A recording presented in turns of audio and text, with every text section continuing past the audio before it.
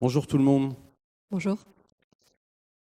Donc on est hyper fiers de venir vous présenter une campagne qu'on a sortie il y a quelques semaines qui s'appelle Le Dernier Carré. Et je vais laisser Annelise vous expliquer comment tout ça a commencé. Alors c'est simple, Milka, on le sait, la promesse de cette marque, c'est la tendresse. Pendant plus de 10 ans, on a signé Milka tendrement chocolat. Et puis au début des années 2010, on a souhaité élever notre campagne de communication à un niveau plus émotionnel. Et c'est ainsi qu'on a voulu que la marque donne son point de vue sur le monde d'aujourd'hui. Et nous sommes passés de Milka tendrement chocolat à Milka oser la tendresse. On a fait une campagne de pub assez classique en 2010 qui a très bien fonctionné. On a senti qu'il y a réellement un affectif qui s'est créé très fort entre les consommateurs et la marque. Et donc, il y a environ 18 mois, notre volonté, c'était de dire c'est bien de signer Milka oser la tendresse, mais maintenant, ce qu'on voudrait, c'est que le consommateur, il expérimente cette tendresse. C'est-à-dire que lui aussi, il ose, qu'il la vive et qu'il devienne acteur. Et c'est ainsi qu'on a briefé l'agence Buzzman en leur disant, voilà, comment vous pouvez réellement faire vivre auprès de nos consommateurs cette promesse de marque qui est oser la tendresse.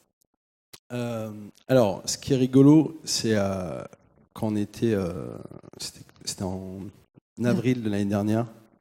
Donc c'était il y a 1 an et demi. Il était 2h du matin et c'était un pitch. On a présenté cette idée en pitch, ce qui était assez audacieux. Et avec Thomas, on s'est dit, on va présenter que ça. Et l'anecdote, c'est que je présente la campagne. Et à la fin de la présentation, Elisabeth Bloch, qui est la personne à qui j'ai présenté la campagne, m'a regardé droit dans les yeux, avec pas beaucoup d'émotion, et m'a dit vous n'avez pas un autre truc?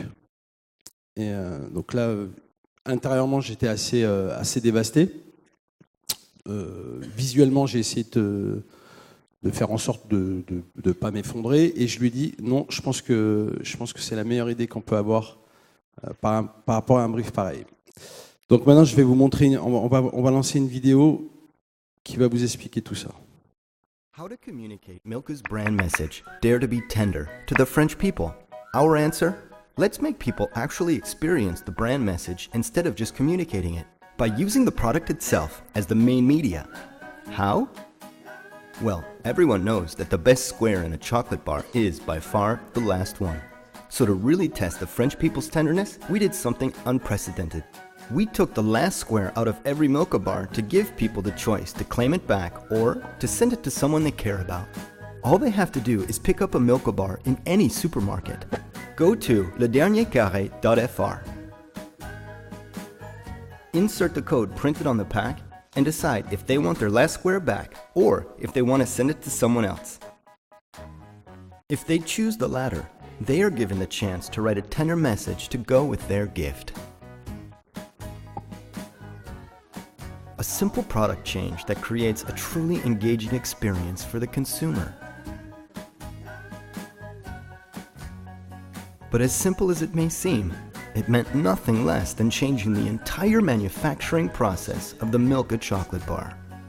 In the end, the campaign will be featured in all-around media, including TV and especially tender internet film. Plus, more than 10 million chocolate bars will be produced, proving that Milka strongly believes in the French people's capability to dare to be tender. Alors, voilà le projet. Effectivement, j'ai compris. On peut comprendre pourquoi elle m'a posé cette question, parce que c'était pas évident d'accepter de faire cette idée. La campagne, elle est en ligne depuis pas si longtemps. En gros, les chiffres qu'on a, c'est il y a 300 000 personnes qui sont allées sur le site. Et il y a eu 65 000 carrés qui ont été envoyés. Donc la question qu'on peut se poser, c'est est-ce qu'ils ont été envoyés? Parce que vous avez vu, dans le case study, on dit que les gens ont le choix, soit de demander à ce qu'on leur envoie, soit à ce qu'on l'envoie à quelqu'un qu'ils aiment. La question, à votre avis, est-ce que vous avez une idée de quel est le pourcentage des gens qui le gardent, ou enfin qui demandent à ce qu'on leur envoie, ou à ce qu'on l'envoie à quelqu'un?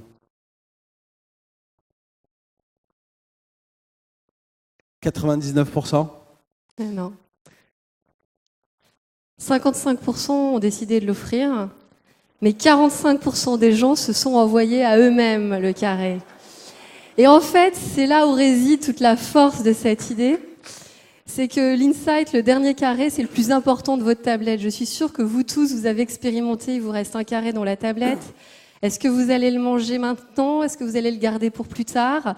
Et le dilemme est encore plus fort si vous êtes plusieurs autour de la tablette et qu'il reste qu'un carré. Qui est-ce qui va l'avoir? Est-ce que vous allez trouver une manière de le récupérer? Est-ce que vous allez avoir grand cœur? Et donc, effectivement, c'est un vrai dilemme. Et c'est ça qui a fait toute la force de cette opération. Et c'est là où nous, on est intéressés, finalement, ce que j'ai toujours dit, ce qui comptait dans cette opération, au-delà du nombre de carrés qui sont envoyés à eux-mêmes ou qu'on envoie à quelqu'un, c'est que chacun, quand il a pu voir à la télévision, ouvrir sa tablette de chocolat, parce qu'on a fait, donc, comme vous l'avez vu, une vraie tablette où il manque un vrai carré. Donc, on est sur 100% des acheteurs ont vraiment vécu cette expérience, c'était de se poser la question, de se dire ce carré il est important et finalement moi je réagis comment, est-ce que je suis prêt à oser la tendresse? Donc voilà, c'est... Il y a un verbatim qui est pas mal, une de nos autres clientes qui m'est venue me féliciter pour l'idée et je lui dis mais alors t'as fait quoi? Parce que moi en fait ma grosse frustration en tant que créatif c'est que, alors ici il y a des gens qui ont déjà entendu parler du projet. Voilà, c'est des gens, les gens savent à la base ce qui va se passer. Moi, ce que j'aurais aimé, c'est d'être une petite souris et d'être dans un magasin et voir la tête de la personne quand elle achète le produit. Quand on appuie dessus, il y a quand même un vide. Voilà, quand on appuie, on sent qu'il y a un vide. Et quand on ouvre, il manque un carré. Donc j'aimerais bien vraiment savoir ce que ça fait comme émotion la première fois qu'on le vit. Ça, malheureusement, je ne le saurais pas, parce que moi, je connais l'idée. Parce que c'est très difficile de... D'abord, il faudrait mettre des caméras dans des supermarchés, demander l'avis aux gens et tout. On n'avait pas envie de faire un truc comme ça. Voilà, ça fera partie de la légende. Et les gens... voilà, chacun aura le fantasme de savoir comment les gens ont vécu ça. La seule chose que je peux vous dire, c'est que... Et ça, c'est un des trucs assez marrants, c'est que c'est la première fois qu'il y a autant de clients de l'agence qui nous envoient des mots de félicitations pour cette campagne. Ça, c'est un vrai signe. C'est quand c'est d'autres clients de l'agence qui nous disent ouais, votre truc, il est génial et tout. Pour finir là-dessus, justement, une de mes clientes vient me voir et je lui dis alors, donc tu l'as envoyé à qui? Parce que moi, c'est la question qui m'intéresse. Moi, déjà, pour être honnête, ces chiffres-là, je suis assez surpris et Annelise vous a expliqué un peu pourquoi. Et je lui dis mais pourquoi tu l'as envoyé à toi? Parce que c'est quand même bizarre, quoi. Normalement, je sais pas, tu pourrais l'envoyer à ta grand-mère, à ton cousin, à ta femme, à ta sœur, voilà. Et là, la réponse était assez magnifique. Elle me dit, en fait, c'est le plus beau cadeau que je peux me faire. Et du coup, j'ai trouvé que c'était une façon assez touchante de se dire, voilà, la plus grosse tendresse qu'elle pouvait avoir à ce moment-là de sa vie, c'était d'être tendre avec elle-même. Et donc, je pense que ça a psychanalysé. Les chiffres, alors il y a un truc qui est assez marrant, c'est un peu technique, mais le film qu'on a fait... que vous pouvez voir sur YouTube, il a 1,8 million là. Mais en fait, le case study que je viens de vous montrer, c'est assez incroyable. Il a fait 600 000 vues dans le monde, sans aucun média. Donc les gens sont vraiment emparés du sujet. 500 articles, ça c'est beaucoup, mais il y a surtout 30 pays. C'est-à-dire qu'il y a un truc qui est assez fou, c'est on a fait une campagne que pour la France à la base, et justement ça va sortir en Allemagne bientôt. Parce que ça, c'est le vrai truc qui est assez sympa, c'est qu'on va étendre la campagne. Il y a vraiment 30 pays qui ont parlé de cette campagne. Et l'autre truc qui est sympa, c'est qu'un des concurrents d'Annelise, donc lui, c'est un directeur digital de Ferrero, a fait ce tweet. Ça, c'est assez cool quand un de vos concurrents prend la parole et vous félicite. On a eu plein de trucs vraiment super à lire par rapport à cette campagne. Et donc, par rapport à l'Allemagne, qu'est-ce qu'on se dit? On se dit que ça sort dans pas longtemps? Dans 15 jours. Dans 15 jours, donc dans 15 jours, il va y avoir quoi? 7 millions, je crois? Ou 10 millions de... L'Allemagne, c'est le plus gros pays Milka en Europe.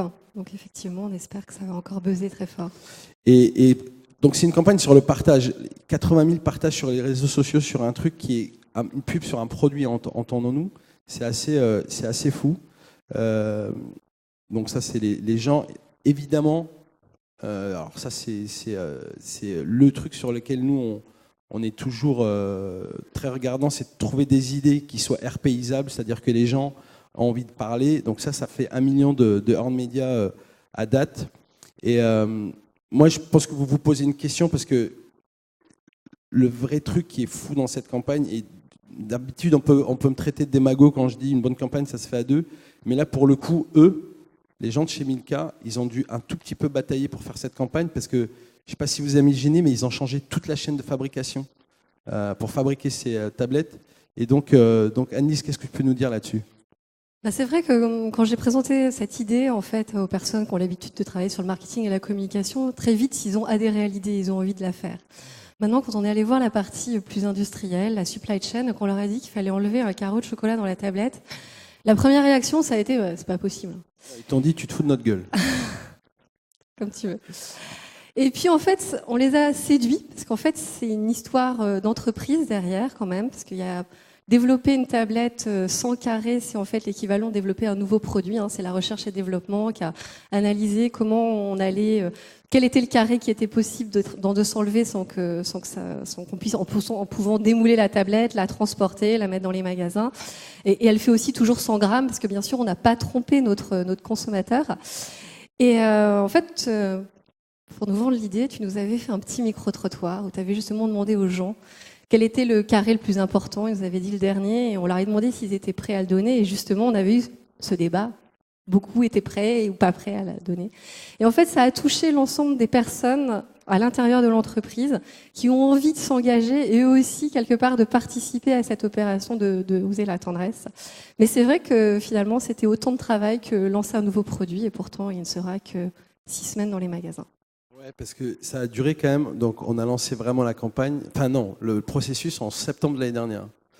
Donc, mais c'est vrai que le truc des 100 grammes, ça, j'ai trouvé ça admirable. Parce qu'ils sont venus quand même nous voir, les gens de Milka, ils nous ont dit, mais on n'a pas envie que les consommateurs se sentent lésés. Donc, ce qui serait cool, c'est qu'on arrive à faire une tablette où on va répartir le poids du dernier carré manquant sur les autres carrés.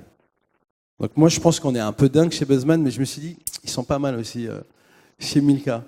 Non, voilà, donc c'est un truc, vraiment une campagne qui montre quand même 2-3 choses. D'abord, il y a un vrai truc sur les produits, l'interactivité, et l'autre truc vraiment, c'est sur l'audace, plus que jamais, quoi. Voilà, je pense que de notre côté, il y a un minimum d'audace d'avoir présenté cette campagne où Elisabeth donc, me disait est-ce que vous n'avez pas un autre truc à nous présenter ? Et vraiment chez le client et à tous les niveaux, c'est-à-dire qu'on peut parler de Sophie aussi qui allait se bastonner pour aller présenter ça en Allemagne. Enfin voilà, moi je trouve que là pour le coup, j'ai l'impression que l'agence a fait une bonne campagne, mais vraiment du côté de chez le client, on a vraiment eu un très bel exemple.